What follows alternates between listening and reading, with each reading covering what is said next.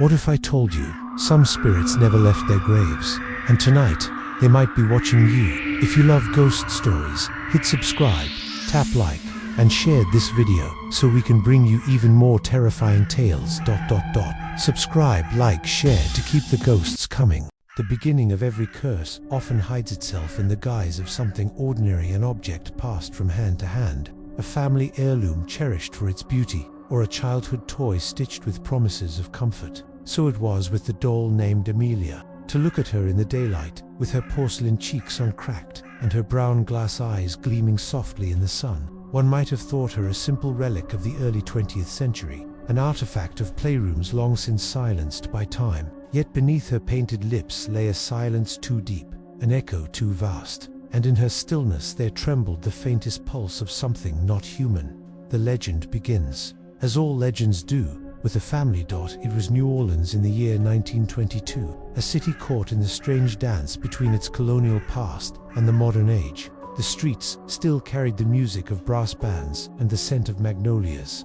But beneath that brightness, there thrummed an undercurrent of sorrow. Fires had ravaged the docks only months before, leaving blackened skeletons of warehouses looming over the river like charred teeth. Families displaced by the flames tried to rebuild, and among them was the young widow Eleanor Dufresne and her only child, Margaret. Eleanor's husband, a merchant named Joseph, had perished in that very fire. Trapped by falling beams while trying to rescue his ledgers and crates, his body was never recovered. In grief's aftermath, Eleanor clung to her daughter with a desperation that bordered on obsession. But grief is not an obedient thing. It leaks, it stains, it reshapes the world around those who suffer it. When Margaret's birthday approached that summer, Eleanor sought something extraordinary to brighten her daughter's dimmed eyes. She found it in an antique shop tucked away on Chartres Street, a narrow place that smelled of dust and candle wax. The shopkeeper, an elderly man with cloudy eyes, claimed the doll had come from Germany, crafted by artisans whose skill was unmatched. The doll's name, he said, was Amelia. Her body was stuffed with straw and sawdust, her arms jointed, her porcelain head delicate yet strangely resilient. Her painted mouth curved not into a smile, but into something in between, as if frozen halfway through a thought. The eyes, brown glass marbles, were set with such precision that they seemed always on the edge of motion, as though they had just glanced away before you noticed. Eleanor purchased her without hesitation. The moment Margaret unwrapped Amelia, the atmosphere in the house shifted. The child clutched the doll with a fierce possessiveness, whispering to her as if the porcelain figure were alive. Servants in the house would later claim that Margaret did not simply talk to the doll, she talked with it. Conversations floated down the hallway, punctuated by pauses as though Margaret were listening. Once, the housemaid passing the nursery door swore she heard a second voice reply, a low rasping whisper, aged and uneven, that could not have belonged to the girl. Eleanor dismissed such gossip, but mothers often choose blindness when the alternative is too dreadful to consider. Then came the fever. It struck without warning, a sudden blaze that consumed Margaret's body in days. Doctors came and went, leaving tinctures and shaking their heads. Eleanor sat beside her daughter, clutching Amelia against the girl's chest, begging for divine mercy. But mercy did not come. Margaret's cries weakened into silence, and by the third night, she was gone. Eleanor did not weep, not at first. She sat staring at the doll her daughter had held until the final breath, her pale fingers brushing Amelia's porcelain cheek. Only when the servants tried to remove the doll did Eleanor scream, "Wild animal," a sound that rattled through the halls like shattering glass. She locked herself in the nursery with Amelia for 3 days before the priest intervened, prying the doll from her trembling arms. Margaret was buried in St. Louis Cemetery, beneath a headstone carved with angels. Amelia was locked in the attic, and that was when the screams began. At first, faint, a thin wail that might have been the wind or a dream. But night by night, they grew sharper, until the servants refused to remain in the house after dark. Eleanor claimed not to hear them, though her eyes grew hollow, her hair streaked with gray. The neighbors spoke of shrieks that pierced the stillness at midnight, the sound of a child's agony echoing across the street. When they peered up toward the attic windows, they swore they saw movement, a flicker of glass eyes catching moonlight. Eleanor abandoned the house within the year. The doll remained behind, hidden in its wooden trunk beneath dust and shadows. But objects like Amelia are never content to sleep forever. They wait, they hunger, They whisper into the dreams of those who linger too near. By the time the house was sold to another family, the legend of Amelia had already begun to take root.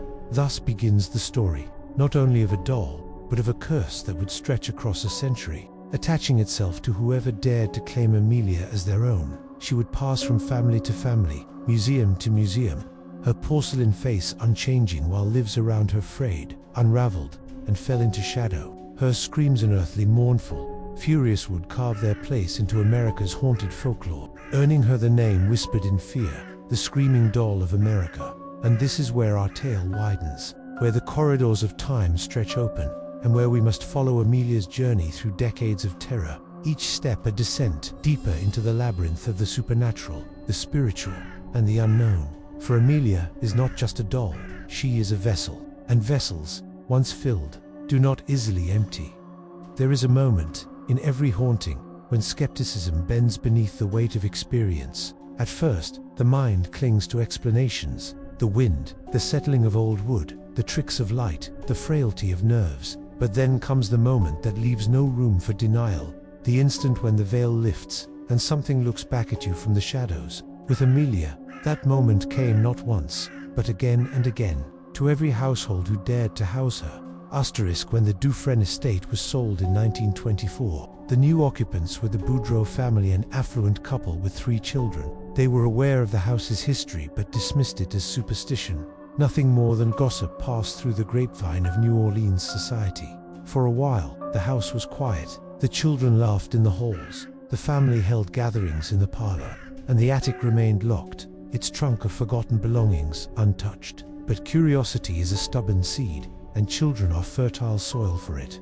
It was the eldest son, Julian, who found the trunk. On a rainy afternoon, he and his siblings sneaked into the attic with a stolen key. Dust clung to the air, thick and choking, and there in the corner sat the trunk, heavy, brass-bound, its hinges resisting as the boy pried it open. Inside lay Amelia. The children stared. Julian reached out and touched her porcelain cheek. The doll's brown glass eyes gleamed faintly in the half-light. His youngest sister swore she felt the air grow colder the moment Amelia was lifted from the trunk. That night, the screams began again. At first, they were faint, drawn-out wails that seemed to drift down from the attic. The parents scolded the children for imagining things, but soon the cries grew sharper, more desperate, echoing through the very bones of the house. The servants muttered prayers under their breath. The family dog refused to go upstairs, its hackles raised whenever Amelia was near. One night, Madame Boudreau herself heard it, a scream that jolted her from sleep, so piercing it felt as if it had been unleashed inside her very skull. She stumbled into the hallway to find her children crying. Pointing toward the nursery, Amelia sat on the rocking chair, though no one had placed her there. The chair moved gently back and forth, as if invisible hands rocked it. The doll's glass eyes seemed to glimmer in the dark. Catching the faint moonlight through the shutters, the Boudreau family fled the house before dawn. The doll remained. By the 1930s, Amelia had become something of a whispered rumor among antique dealers. Stories passed from mouth to ear in hushed tones of a doll that screamed, a doll that drove families from their homes. Skeptics were intrigued, believers were terrified, and opportunists saw only profit. One such opportunist was a collector named Henry Latham, a man fascinated by the occult. Latham acquired Amelia at an estate auction, where the Dufresne belongings were finally dispersed. He displayed her proudly in his study, alongside other macabre treasures, taxidermied ravens, old Ouija boards, a shrunken head whose origins were murky at best. 2 guests. He would boast of Amelia's reputation, inviting them to spend a night in the study if they dared. Few accepted. Those who did left pale and shaken, claiming to hear screams in the darkness, or feeling sudden chills sweep through the room, as though someone unseen brushed past them. Latham, however, was enthralled. He began to document his experiences with the doll, keeping meticulous journals. His notes speak of dreams in which a little girl appeared, her hair damp with sweat, her eyes wide with terror. She would open her mouth as if to speak, but only a scream would emerge, tearing the dream into fragments. Latham grew obsessed. He placed a phonograph near Amelia at night, hoping to capture her cries. What the device recorded was faint static, punctuated by sharp bursts of sound unmistakably human in shape, yet distorted, layered, as though several voices screamed at once. Within a year, Latham's health declined, his hair turned white, his hands trembled, and his once vibrant eyes grew hollow. He told friends that the doll was feeding on him, drawing life from his veins. He tried to burn her, but the flames sputtered and died as if smothered by unseen hands. He threw her into the Mississippi River, but weeks later, Amelia was found sitting on his porch, her dress damp, her eyes gleaming with what witnesses swore was malice. Latham was found dead in his study not long after, his face contorted in terror. On the floor beside him lay Amelia, her porcelain lips parted ever so slightly, as though frozen mid-scream. Not all who encountered Amelia were collectors or skeptics. Some were drawn by faith, hoping to confront whatever darkness clung to her. In the 1940s, Amelia came into the possession of Father Matthias, a priest known for his work in exorcisms. He believed the doll carried not the soul of a child, but something far older and far darker. He placed Amelia in the rectory, locking her inside a cabinet. Night after night, he prayed over her, sprinkling holy water, chanting the rites. But instead of silence, the screams grew louder, reverberating through the walls, shaking the crucifixes from their nails. Parishioners complained of nightmares, of waking to the sound of children crying in their homes. Father Matthias began to see shadows moving in the corners of his vision. He described them as small figures, childlike silhouettes, with hollow eyes and mouths open in endless screams. They gathered around Amelia's cabinet, clawing at the wood, whispering in voices too faint to understand. One night, the cabinet door burst open on its own. The screams poured out, so loud the windows shattered. Father Matthias collapsed, blood trickling from his ears. When he awoke, Amelia sat at his bedside, her glass eyes fixed upon him. He sent the doll away the very next day, delivering her to a convent in rural Louisiana. The nuns, terrified by her presence, sealed her in a wooden crate and buried her beneath the church grounds. But years later, during renovations, the workers uncovered the crate. Inside, Amelia's porcelain face gleamed as if untouched by time, her eyes unblinking, her dress immaculate despite decades underground. The screams began anew. To understand Amelia's legend, one must dwell upon the screams themselves. Witnesses describe them differently. Some say they are the cries of a dying child. Others claim they are layered voices, male and female, young and old, all writhing together in a symphony of anguish. Some say the screams come from within the doll. Others insist they echo through the very walls of whatever building houses her. There are even those who swear the screams do not pass through the ears at all, but directly into the mind, bypassing sound entirely. These witnesses describe the sensation as unbearable, a vibration in the skull, a pressure behind the eyes, as though the scream itself were burrowing into their soul. And yet, always, the sound is the same at its core, grief distilled into raw sound. Was it Margaret's death that bound her voice to the doll, or was Amelia already cursed before she reached New Orleans, carrying within her something ancient, waiting for the right tragedy to awaken it? The truth remains elusive, wrapped in whispers and echoes. By the 1960s, Amelia had passed through so many hands that her story had spread far beyond New Orleans. She became known as the Screaming Doll of America, a cursed artifact whispered about in paranormal circles. Every attempt to destroy her failed. Fire left her untouched. Burial could not hide her. Water would not swallow her. Even the rituals of priests, shamans, and occultists only seemed to amplify her power, as though she fed upon their attempts to silence her. And so Amelia endured, her porcelain face unchanging, her eyes gleaming with that uncanny light, her screams echoing through every place she lingered. What was she? A child's soul bound by grief, a demon wearing innocence as a mask, a vessel into which countless screams had poured over the decades. No answer ever held for long, for Amelia was not a puzzle to be solved, but a wound to be endured. By the end of the 20th century, Amelia's legend had become entrenched. She appeared in documentaries, in late-night radio shows, in whispered tales told around campfires. Collectors sought her, not out of love, but out of obsession, each one believing they could master the doll, only to fall victim to her cries. And so, as the years turned, Amelia remained, waiting, watching, screaming. The haunting was no longer confined to houses or attics. It seeped outward, into the American imagination itself, and the question grew sharper with every passing decade: what lies at the heart of the doll's scream?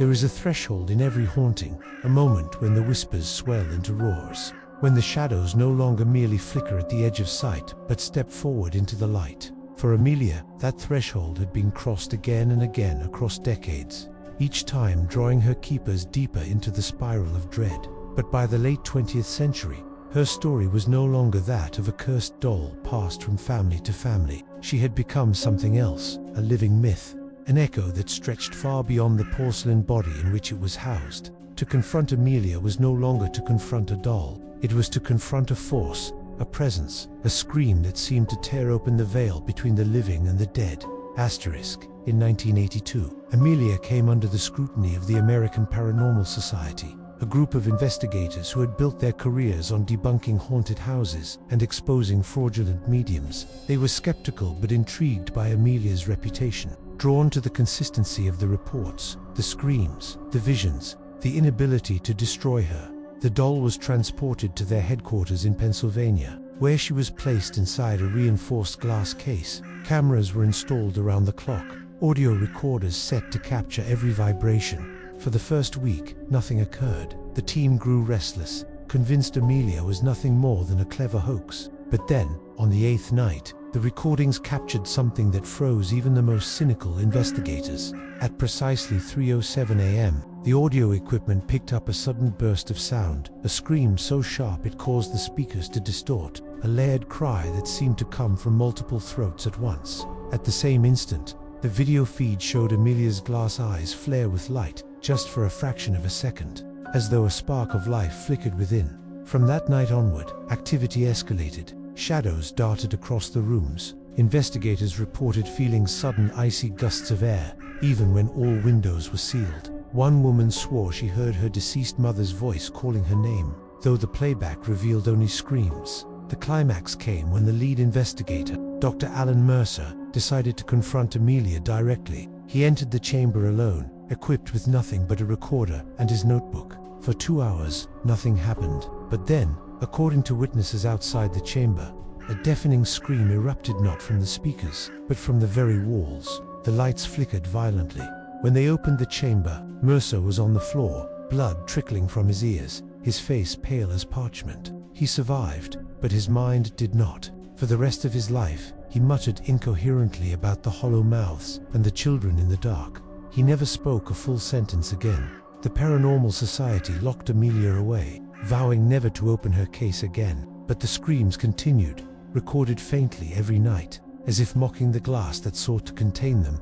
In 1994, a renowned psychic medium named Isabella Moreau traveled from New Orleans to Pennsylvania after hearing of Amelia's imprisonment. Isabella had grown up with whispers of the screaming doll and believed she could uncover the truth of its power.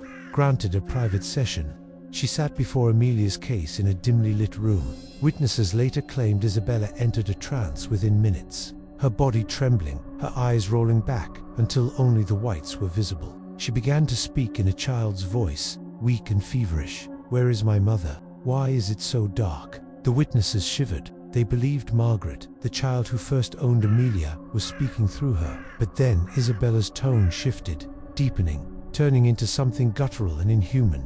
"She is ours. The screams are ours. The vessel is ours." Her body convulsed. Blood poured from her nose, her fingernails clawing at the air as though grasping invisible throats. The observers tried to rouse her, but the voice that spoke was no longer Isabella's, nor a child's, but a chorus of 1,000 voices shrieking in unison. When she finally collapsed, unconscious, she whispered one last phrase in a voice barely her own. "Do not open the mouth of the doll. The scream is the key." She never explained what she meant. For years after, Isabella refused to discuss Amelia. She left the field of mediumship entirely, claiming her sight had been burned away by what she encountered. By the dawn of the new millennium, a terrifying theory began to circulate among occult scholars that Amelia's scream was not merely a haunting, but a portal. The scream, they argued, was a fracture in the fabric of reality, a rip that allowed something from beyond to bleed into this world. Each cry was not only the echo of past suffering but a summoning, a beacon drawing the lost and the damned toward her vessel. Some claimed to see them. These figures, pale silhouettes, gathered around Amelia's case, mouths agape, their soundless wails feeding the doll's own scream. They were not merely ghosts, but fragments of souls unfinished, trapped, drawn into Amelia's orbit. If this was true, then Amelia was no longer just a cursed doll. She was a prison and a doorway both, a vessel overflowing with the cries of countless dead. In 2003, everything came to a head. The museum where Amelia was displayed had become a quiet attraction for those fascinated by the paranormal. Most visitors saw nothing unusual, though some left pale, swearing they heard faint cries as they stood near her case. But on the night of October 31st, the haunting reached its climax. The security footage from that night is infamous among investigators. It begins with silence, the empty museum bathed in darkness. At 2:59 a.m., the lights flicker. At 3 o'clock sharp, a deafening scream erupts, so loud it overloads the microphones. The camera feed shakes violently, though the cameras themselves never moved. And then, Amelia's case shatters, for the first time in decades. The doll sat unbound by glass, her porcelain body gleaming under the emergency lights. Her eyes, the footage shows, reflected not one light source but many, like dozens of flames flickering within her. What happened next is chaos. The alarms blare, shadows spill across the floor, taking the shapes of children crawling, running, screaming. The guards who rushed inside fled moments later, their reports incoherent, filled with references to mouths in the walls and screams with hands. When the footage ends, Amelia remains in the center of the room, untouched, pristine, her glass eyes staring straight into the lens. The museum closed within a week. Amelia vanished soon after. In the years since, Amelia has reappeared. Some say she resides now in a private collection, sealed in a case lined with salt and mirrors. Others claim she was taken by occultists, used as a conduit in rituals too dangerous to name. There are even whispers that she walks, appearing unbidden in abandoned buildings, waiting silently until someone finds her. Wherever she is, the stories have not ceased. People still report waking in the dead of night to hear a scream outside their window, only to find no one there. Travelers claim to have seen a porcelain-faced girl standing in the fog on empty highways. Paranormal investigators receive anonymous recordings filled with cries that echo Amelia's legend. The scream has outgrown the doll. It has become a contagion, a sound carried on the wind, a voice stitched into the American night. And so Amelia's story builds not toward resolution, but toward revelation. Her scream is no longer the cry of a single child. It is the voice of many, of all who have suffered, all who have died too young, all who have been silenced. In her porcelain stillness lies a paradox. She does not move, yet she speaks louder than the living. She does not breathe, yet her cry shatters glass. She has no soul, yet she carries the weight of countless souls within her. To encounter Amelia now is not merely to encounter a cursed doll. It is to stand at the edge of the abyss, to hear the echo of every forgotten scream, to realize that grief itself can take form, can fester, can demand to be heard. The climax of Amelia's haunting is not one night, nor one scream, nor one broken case. It is the ongoing scream that still vibrates through the world, waiting for the moment when it will be heard, not as legend, not as horror, but as truth. And if that day comes, if Amelia's scream is finally unleashed without restraint, it will not be one house, one family, one collector who suffers. It will be all of us. There are stories that close like doors, their endings neat and final, the dust settling in tidy silence. But Amelia's story has never known silence. She has always lived in the cracks, in the breaths between heartbeats, in the corners where the candlelight trembles. To end her tale is impossible. For how do you end a scream? The doll still exists, of that much the world is certain. She has not been destroyed, for she cannot be destroyed. She has not been silenced, for her voice carries across states, across oceans, across generations. The scream is not contained by walls or glass. It is not bound to porcelain or cloth. It has become a contagion of sound, a memory that refuses to stay buried. Ask around in hushed corners of American towns and you will hear it. Stories of Amelia surfacing in places she should not be. A truck driver on an empty Nevada highway swears he saw a small porcelain doll standing upright in the center of the road at 3 a.m. He braked hard, and when the headlights struck her, the doll's mouth stretched open, not moving, not cracking, but widening, as if the air itself tore. Though no lips parted, The scream filled his cab. He abandoned the truck for 3 hours, too paralyzed to drive. In Ohio, a college student researching urban legends claimed she found an old shoebox in her grandmother's attic. Inside lay a doll with glass eyes and cracked porcelain skin. Thinking it nothing, she set it on her desk. That night, her roommate recorded a sound on her phone, a scream that lasted 7 minutes straight, with no beginning, no end. The phone battery drained instantly. The student transferred schools the following semester, refusing to speak of the doll again. In Louisiana, a group of ghost hunters claimed Amelia appeared in their footage during an investigation of a plantation house. She was not there in person, not physically in the room. But when they played back the tape, there she was, sitting in the corner, porcelain hands folded neatly in her lap, her head tilted ever so slightly. At the moment she appeared on screen, a sharp crack split the audio, like the snapping of bones. When the group uploaded the footage, it vanished from every platform within 24 hours.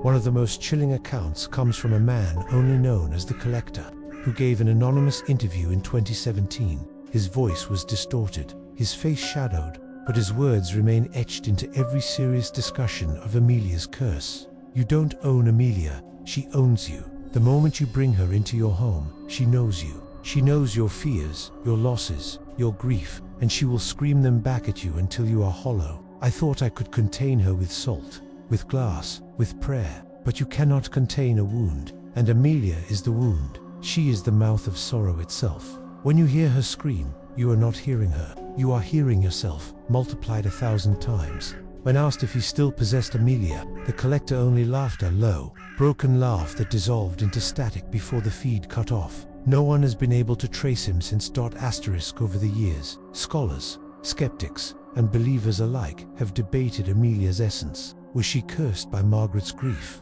Was she a vessel for wandering spirits, a magnet for unfinished lives? Or is she something older, something that used Margaret merely as a doorway? None agree on the source, but all agree on one fact. The scream has grown louder.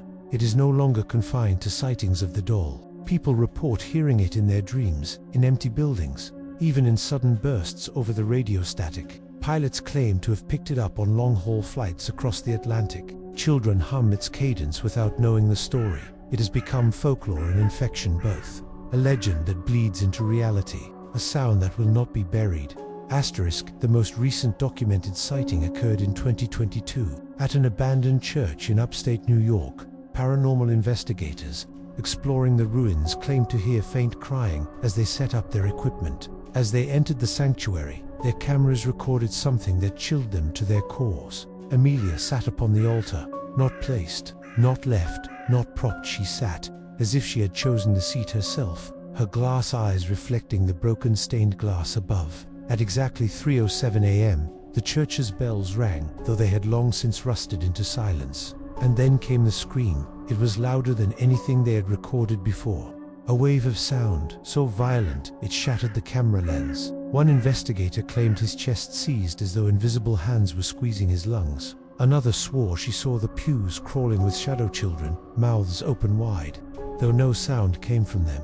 When the footage was recovered, only fragments remained. In the final frame before the lens burst, Amelia was not sitting on the altar. She was standing, and now the question lingers, unanswered, unresolved. Where is Amelia? Some believe she waits in a private vault, her case reinforced with steel and prayer, her scream muffled but never gone. Others whisper she is no longer bound to her doll body at all, that she roams freely now, a scream with no vessel, a cry that can take form wherever grief festers. Perhaps she is sitting in a collector's chamber at this very moment, glass eyes glinting in the dark. Perhaps she is on a roadside in the fog, waiting for headlights to find her. Perhaps she is already near you, her cry just beneath the threshold of hearing, waiting for the moment you are quiet enough, alone enough, to notice the truth is cruel in its simplicity. Amelia's story does not end. It cannot, because Amelia is not merely a doll. She is a scream, and screams are meant to be heard. And so we arrive at the edge of the tale, not at its conclusion, but at its continuation. Amelia does not die in fire, nor dissolve in salt, nor vanish into silence. She lingers, as all grief lingers, echoing through the generations, weaving herself into the fabric of American ghost lore even now. You may feel it, a slight pressure in your ears, as though the air is too heavy. Perhaps a ringing faint beneath the noise of your room. Perhaps the memory of a cry you cannot place, though you swear you've heard it before. That is Amelia. That is her gift, her curse, her endless echo. Her scream will follow you when you close this page. It will wait at the edge of your dreams, on the edge of your hearing. And one night, when the hour is wrong, and the air too still, you may wake to find her beside you, not moving, not speaking, only watching. And then the scream.